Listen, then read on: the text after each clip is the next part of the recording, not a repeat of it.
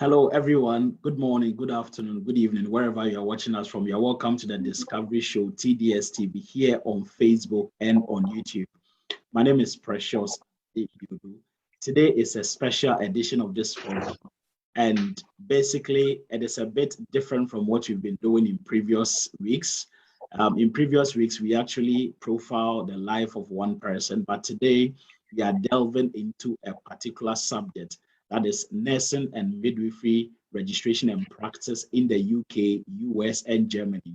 And we are looking at the perspective of 3 different professionals in these countries. I'm privileged to be joined this evening by Mrs. Priscilla Owusu, who is a midwife in Germany, and Mr. Isaac Bamfo, who is a registered nurse in the United States of America, and then Irene Fosuhima, who is a diabetes clinical nurse specialist here in the UK. You are welcome, ladies and gentlemen. Thank you. Thank you. Thank you. Amazing. So Irene, take us through the process of nursing registration here in the UK. All right. Thank you, Precious, and thank you all those who are listening to us. So I think as they've all said, every country has got their own standards. And as UK as a country, they've also got their own standards. And normally within the UK, we've got England, Scotland, Wales, Northern Ireland, but they all operate the same standards. So they've got the Nursing and Midwifery Council, just like Ghana has got Nursing and Midwifery Council, other countries have got their own Nursing and Midwifery Council. So the Nursing and Midwifery Council oversees all the application that comes in. So first of all, if you want to come in as an adult nurse, so they have different types of registration. It's not like in Ghana that you register and you're a general nurse, maybe you train in TDS, midwifery. If you're an adult nurse here, most of their training is purely on adult care. So they don't do for different age or anything. Once you are specific, then you are specific. But I think we have the advantage if you're coming from Ghana or Africa, because you have done a lot of modules on different specialties like PDs, OBS, and gynae. You've got that urge. But then most of the times, our qualification in Ghana or in most African countries satisfies to be on the adult register rather than on the PDs, unless you were specifically trained as a child nurse back in your country, which you can provide an NMC registration for. And they've got learning disability nurse and they've got mental health nurse. So within that, you can come in as a midwife, you can come in as a nurse, you can come in as a mental health nurse. And I don't think as our country, we've got anything like learning disability nurse. So it's very unlikely for people to come in like that. So I will focus much on the nursing registration since my background is nursing. So the main thing is, I mean, you need to know the English. They've got an English proficiency stage, just like Mr. Bamfo said.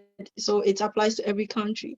But I think as most African countries, maybe our colonial masters, depending on wherever you're from, you're from Nigeria or Ghana, mostly the official language is English. So you can take the bus with the English language. So for the UK, you can write the International English Language Testing System, which is known as the IELTS, or some people will pronounce it IELTS.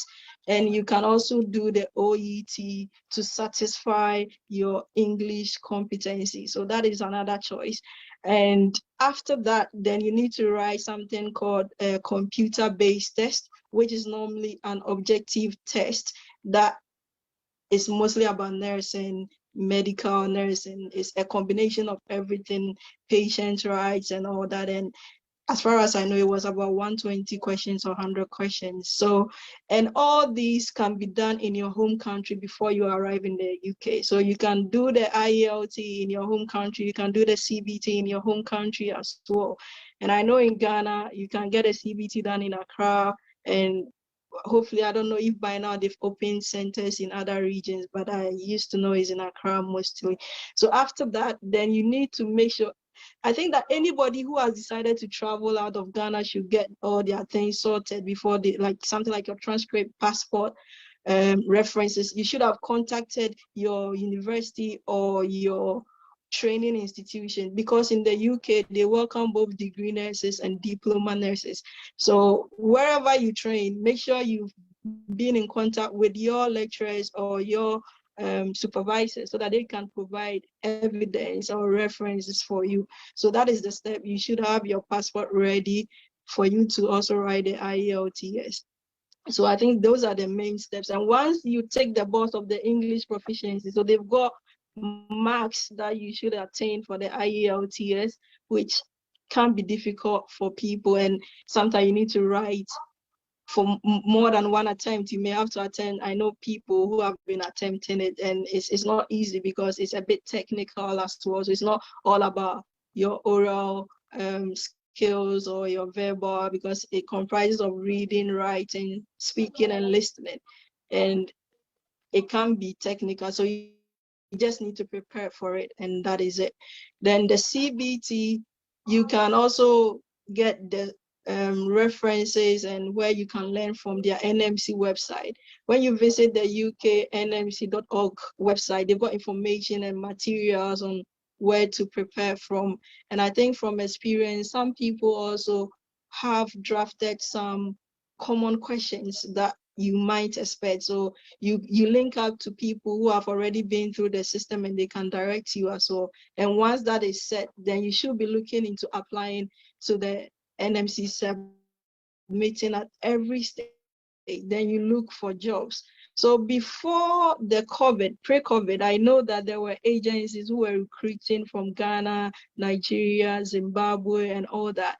But I think, just like Princella said, currently, because of the crisis, WHO has put a lot of ban in that sense, that as a developing nation, they don't want countries like the UK or the US to start recruiting their minimal nurses that will be helping the system. So there have been a bit of kind of some restrictions. So agencies may not be directly fishing for students as they were doing before, but you still can register by going into looking into websites or NHS job sites.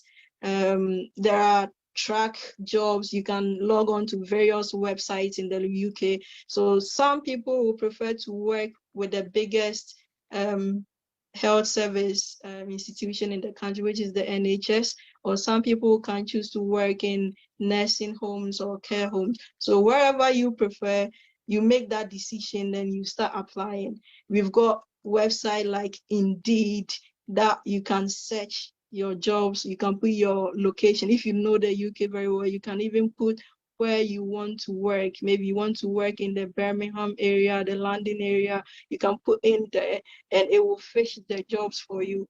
So I think this is a summary of the process. So comparatively, I don't want to compare to Germany because you have to decide which country you want to be in. You can decide to go to the US, you can decide to go to the UK. But I think the UK, you can find that you need to take the boss, IELT, CBT. Then once you come here, there is support for you to write the final exam, which is the OSCE and the practical part, which you can do in Ghana anyway. Yeah, thank you.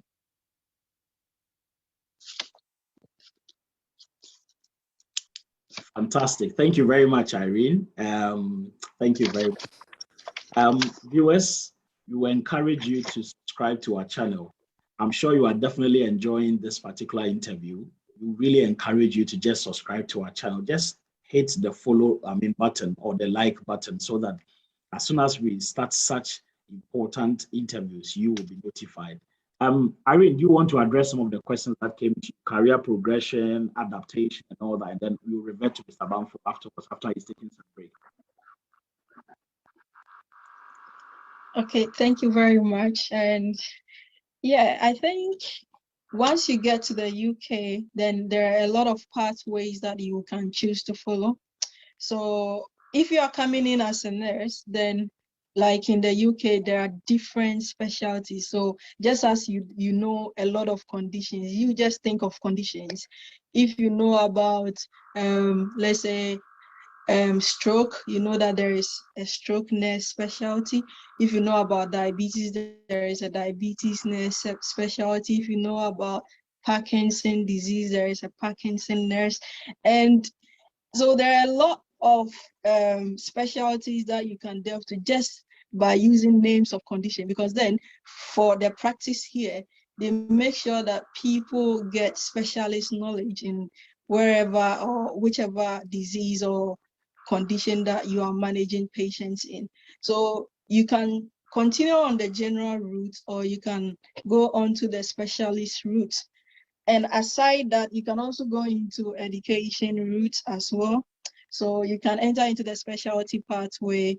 You can go into the general inpatient hospital team pathway, and you can also do community nursing. So these are the pathways that you can choose to follow. So once you come in, sometimes it's a bit difficult, because I've heard people who really wanted to work in a specific specialty, like, oh, can you put me on a cardiology ward or something? But when they come, the hospital then put them anywhere, because they brought you here to fill a vacancy. And they do this especially if you came through an agency route where you were sponsored for your visa, your IELTS, everything. It's like you can't complain, because then they've invested so much. So if they don't have staff in a dementia ward and you have come in, then it makes sense that you fill the gap. So if you don't like it, I don't think they do much about it, but then you can be there for a while, then you can change into a different ward. Nobody will restrict you when you want to move from a different specialty to another. So on the general inpatient side, you can choose to focus on working in a general medical ward. You can work in a general surgical ward. And if you want the specifics, so you can go into diabetes, you can go into stroke. So once you come in, mostly it's either you are a diploma nurse or a degree nurse. So once you have established, you have passed your OSCE and you now got your license and practicing, what I will always advise that you have to get to know the system. So that's why someone was asking another question, that what will you say to someone who have first landed in the UK or in the US? So first, once you land, just study the system, because though nursing is the same, I mean, caring for patients, doing drugs and all that, every country and even every hospital have their routine. So get to know the policies of the hospital so that you don't go wrong, because at any mistake you do, it can cost you your license. So understand the legalities, patient rights, familiarize yourself with the hospital or the trust policy itself. So once you've got this basic and it's built your confidence, then you can decide that, oh, I want to do maybe a master's, or you want to do a module. So you can do maybe a specific module in a specialty. Some hospitals can offer, some universities can offer certificate programs in maybe certificates in diabetes, certificate in dementia care, and some trusts or NHS hospitals can sponsor you for that. So it depends on who you are working for and where you are working, because some of them, depending on the time you join the team, it could be that there are more people ahead who are being tipped to go and do an advanced course to come back. So though you want to, I mean, do it, they may not have the capacity in terms of money to support you, but then you are not restricted as to you paying for your own self to do a course. You can always do that. You can do that part-time, as long as it's not affecting your 37.5 hours contracted hours for your organization. That is fine. And I know a lot of friends, my colleagues from Nigeria, who came in maybe with diploma, and they still do their top-up degrees just to get to the degree level. So you can do your top-up degree here whilst working, and some of the trusts can support you with that. So you have to look at the policy about funding for nurses in your trust. Then you know the requirements. Some may say you should do something called mentorship. So in terms of mentorship, it's just, I mean, being able to supervise students on placement and being in charge and providing clinical supervision. So some trusts, my trust, for instance, you should have done mentorship. So for me, for instance, what helped me is that before I came into the NHS, I had done my master's in diabetes, so I didn't need a trust to sponsor me for that or anything. So once I studied the system and I got familiar with the policies, the equipment they use on the ward, I just applied for a diabetes role and added my qualification. And saying that, it doesn't mean that if you don't have a master's in a specialty, you can't get it. There are other colleagues who actually came into the diabetes without a master's, but then they did their master's wasn't there.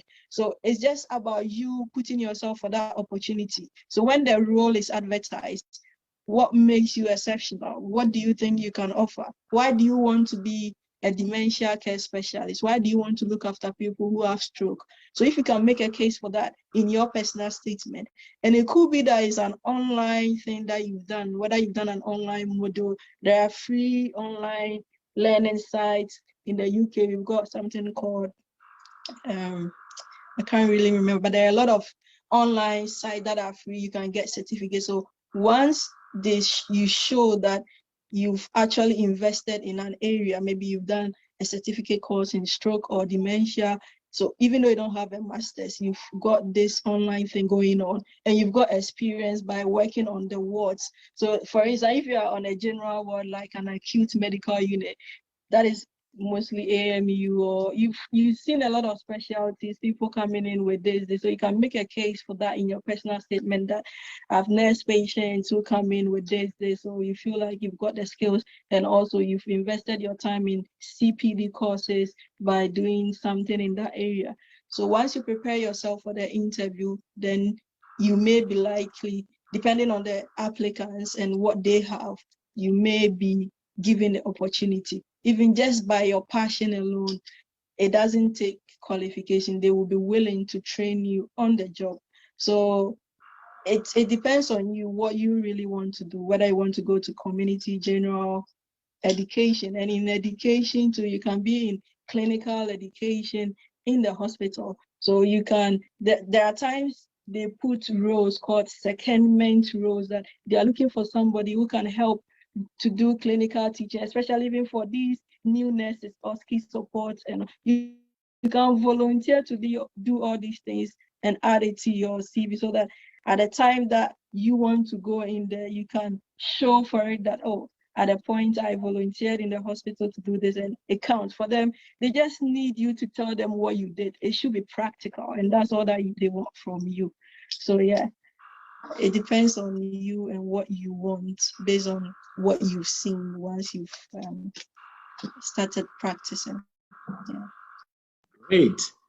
Viewers, I can assure you that my guests are loaded with information. And just as people will say, it will over you. Like, the information is there, you know. They are well versed in whatever they are saying. So thank you very much. I just need a favor from you, just few seconds. If you can just hit the follow button or the like button, just few seconds whilst we just whilst you do this for us, please follow link or the button. Just click the follow button or the like button. Just a second. Irene, I'll go for you first. Any final words? 2 minutes, a recap, anything I didn't ask or you didn't say. Okay, so just to summarize, I would say that just as Mr. Bamfo has said, maybe the US system is different from the UK and you feel like there are a lot of processes. But in the UK, what I can say is that you can do everything yourself. You don't need an agency. I didn't use agency in anything that I did. I mean, because at the time I didn't know, but I mean, now they are in the system and they can cut costs for you with visa and all those things because it's part of the package. But with a UK, what I would say that with an estimate of maybe 5,000 Ghana cedis, you can start the process with IELTS and everything. If you are lucky and you pass it one time, you can use the other monies for your traveling back and forth from wherever you're coming from and all that. So I mean, it is doable wherever you want to start from. Even if you fail the first time, just keep trying because it's not easy. But once you keep trying and being willing that you want to come or you want to do this, you'll be able to make it. Because then some of us, I may have written IELTS twice, but it doesn't matter once I get here, because then I have achieved the goal. It's just that it will be expensive for you, but it is worth it. If you want to work in the UK, then I will advise that definitely go for it, whatever it will take. If it means that you need to go and take classes for the IELTS, do it. If it means that you have to stay at home and do online sessions for yourself, do it. So whatever it takes for you to achieve that goal, just go for it. And there are a lot of opportunities in the UK, in specialties, in anything. You can get a lot of money from agency nursing. You can do extra shifts and everything that you want to do here. Once you are here, you can venture into academia. You can, anything that you want to do. If you want to become a YouTuber like Precious, so you can, like everything you can do once you get into the UK. I mean, with God, anything is possible. And they say now there is a new slogan that what God cannot do does not exist. So once you are determined that you want to do something, don't just relax. It's not, God will not come from heaven. I think one sister on the show said it, like it takes, God has given us so much talent, so you have to make good use of it. Take the step. Once you take the step, I think it's the initial resistance. If you're able to break that, then you can move forward. So I also want to thank God for how far he has brought me, and I want to thank my husband and my family, my friends in the UK for all their support and advice, because like Mr. Bamfo was saying, that cultural shock is there. So when you come, you need people that you need to speak to, people who are already in the system, what they have experienced with colleagues on the ward. Sometimes you can even come home and you are sad because of what somebody did to you at work. But if you have people that you can speak to, which you can share your experience with, it makes you feel like you're not alone, so that you can move on. So don't leave your friends behind. I always say that once God is in your neighborhood, bring all of them on board. So when God blesses you, he will bless your neighbor. So we have, I think Precious and I, we've got something called God is in our neighborhood. Once you see somebody do this, it's not that you have to envy the person, or just say in your mind, what can you also achieve for yourself?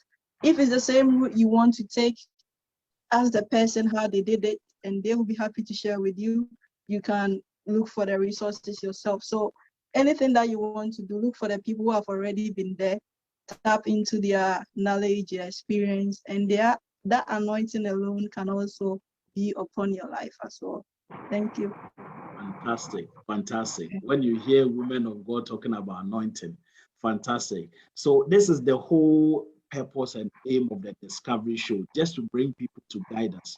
So that is all. I mean, and as I have always said, and I've said a number of times on this show, especially where we are coming from, we struggle to ask for help. We see it as a sign of weakness.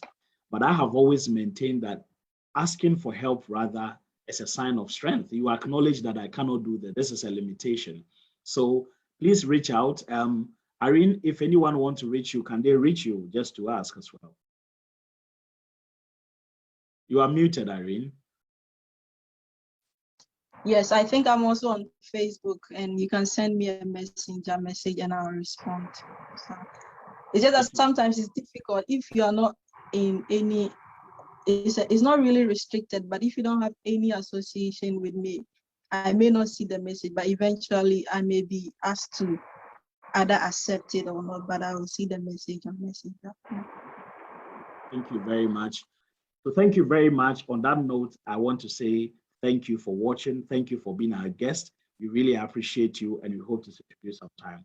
Don't forget to subscribe. I have been your host, Precious Adade Yodu, executively produced by Mr. James Kwabena Opon, and my guests were Mr. Isaac Bamfo, a registered nurse in the United States of America, Mrs. Irene Fosuhima Bosman, who is a diabetes clinical nurse specialist here in the UK, and then Mrs. Princella Owusu, who is a registered midwife in Germany. She spoke first and she had left because of work.